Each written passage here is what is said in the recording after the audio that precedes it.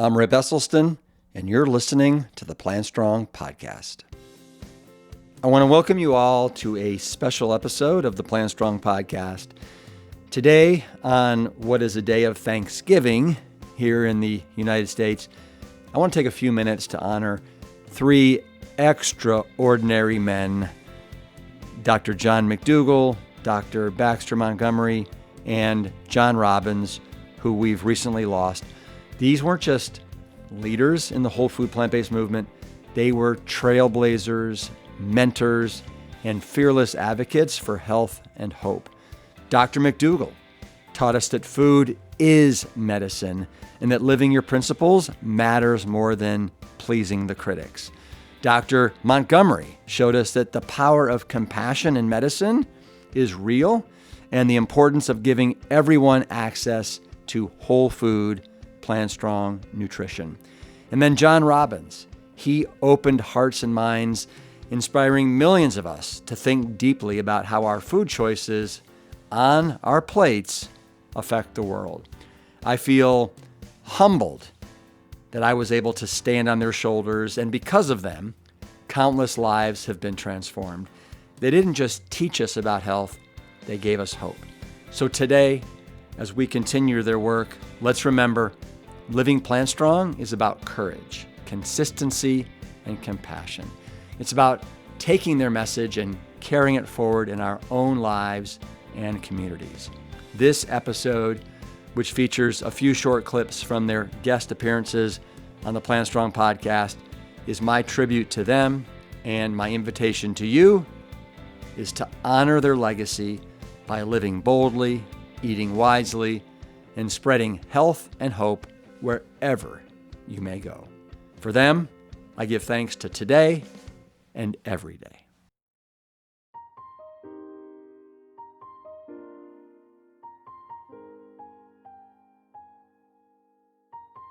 I had another enlightenment there on my plantation, and that I was taking care of first, second, third, and fourth generation people. First generation being born in their native land. In this case, we're talking about Koreans and Chinese and Japanese and Filipinos primarily. And the first generation, they learned a diet of rice and vegetables. And then they moved to the Big Island to start a new life, and they had their families, and their families were influenced by Western eating. So the second generation, they ate more rich food, and they got more overweight and sicker.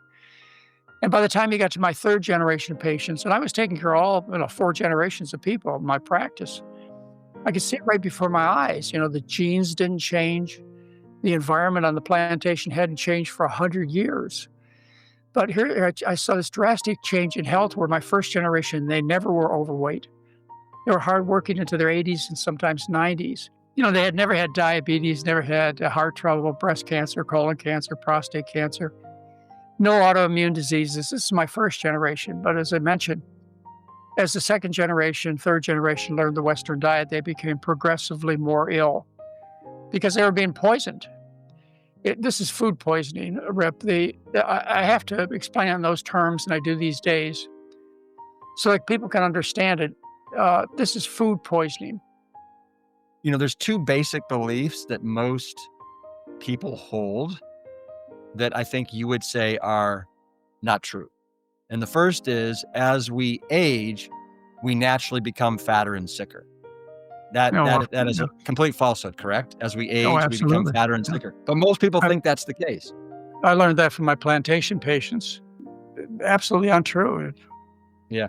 So it's the food. It's the food. It's the food. It's the food, yeah. Again, I want you to know, John, what a giant you've been in my life, in so many people admire you and Mary, and just allowing us to literally stand on your shoulders, on your head, on every part of your body, as we have done our best to spread this message that you have been standing behind since the late 1970s. It's just remarkable. I want you to know how much I love you. I love your passion, the way you've always challenged the system, the way you have led with the truth, and you're unwavering. You are absolutely unwavering. And I love that about you. And the world is a better place because of John and Mary McDougall. So thank you so much. Well, thank you, Rip. We've got an army to build. It's going to take a lot of us. And so, the fact that you've got a following that's dedicated and understands the truth, and they're trying to spread the word too, whatever your talents are. I just want to say something to your viewers. Whatever your talent is, use that to spread the word, because we have to do it. The stakes are so high.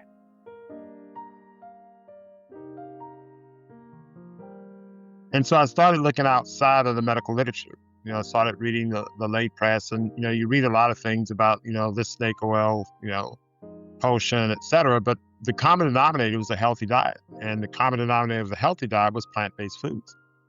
And that was one thing that I noticed. And for some strange reason, I happened to take this raw vegan chef course. I took a weekend crash course to become a certified raw vegan chef. And in that crash course, I was introduced to plant-based nutrition. We learned how to make wonderful raw dishes. And my life turned around in an amazing way. I felt 18 years old. And I was somewhere around, 39, 40 at the time. And that introduced me to this world of plant-based nutrition. I not only continued that lifestyle, but I started applying it to patients. What I noticed that applying this natural food diet to patients had an amazing impact on their lives. These patients, the patients I see they range from being in the ICU to barely out of the hospital. The hearts are beating at 10%. They've had bypass, they've had stents, they have devices. And so these were the patients I was managing. So I remember in particular one lady who had an ejection fraction of 10%. The heart normal should beat about 55 or 60%. Hers beating at 10%. She had 4-vessel bypass, 3 stents since the bypass. She was a diabetic. She had arthritis in a wheelchair and on oxygen. When her husband wheeled her into my office, she was on 21 medications. I looked at the medication list and I thought to myself, well, my goodness, am I going to add medication number 22, 23, 24? And so I asked them one question. I said, do you have a juice? And they said, yes. I said, great. Here's what we're going to do. And I started writing out these juicing recipes. I said, don't eat for the next 10 days. Do this raw juice detox. And I would call her and check on her and we adjust medication over the phone. But she came back in 10 days, walking, talking, no oxygen, feeling great. This is just 10 days. Now, I work in the world's largest medical center. I've been working in the world's largest medical center for 25 years. We have 3 heart transplant centers in walking distance. There's few places in the world that has the technology equal to or greater than what we have here. So I've seen the best that medicine has to offer. Yeah. The greatest that medicine has to offer from the traditional standpoint. So, and my center is just 4 miles south of that. I refer to them as Goliath, and we're David. Yeah. And so for me to have the impact on these patients' lives who had gone through everything that the world's largest medical center had to offer was very impressionable. Not only that, over the years, I've had a number of patients who were too sick to get bypass surgery, too sick to get interventional cardiology procedures. And those patients we've been able to turn around in the hospital with detox. Some patients on for hospice with heart failure, we turn around with detox. As John McDougall says, it's the food. The food, it starts with the nutrition. And the body has to cleanse and heal first and foremost. And this is something that we learned, over 2 decades ago.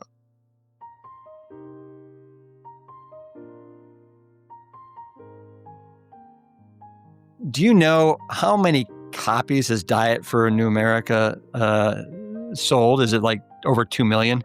Yeah, 30-something languages. And yeah, it is phenomenal. I mean, that book launched the modern health food movement. I mean, it literally did. I mean, it was like the linchpin of the zeitgeist that made this all happen, because I think you, for the first time, connected all the dots as far as, well, this is the best way to eat for health and the environment. And if you really want to be compassionate for the animals, I mean, it was such a peace and to address world hunger issues. I mean, I made a decision for my conscience. And I didn't know why I was on Earth. I wanted to find out why. I knew it wasn't to make more ice cream and sell more ice cream. You know, and this whole idea, the commercialism of our culture that's taken over and made people feel. I mean, I think it's a disgrace how the inequality of wealth that we have, the degree of it. I mean, it's not right, and it's not healthy, and it's not good for anybody. And the pursuit of wealth for its own sake, and the measurement of who we are as people, that we feel bad about ourselves and ashamed if our income isn't to a certain level. I just find that degrading to us as human beings. Like when I sit down to a meal and say grace, take a moment just to relax and center and feel the gratitude I feel to have this food. I'm also thinking about the farm workers. I'm thinking about the guys that drove or the women that drove the trucks, the people that dug the wells, all the people whose labor, you know, in the process of food production made it possible. The companies that are risking their investments, and are investing in healthy food, but you know, there's some risk in that for them financially. Everyone's involved is making sacrifices and undertaking efforts, and I'm the recipient of this food, and I get to eat it.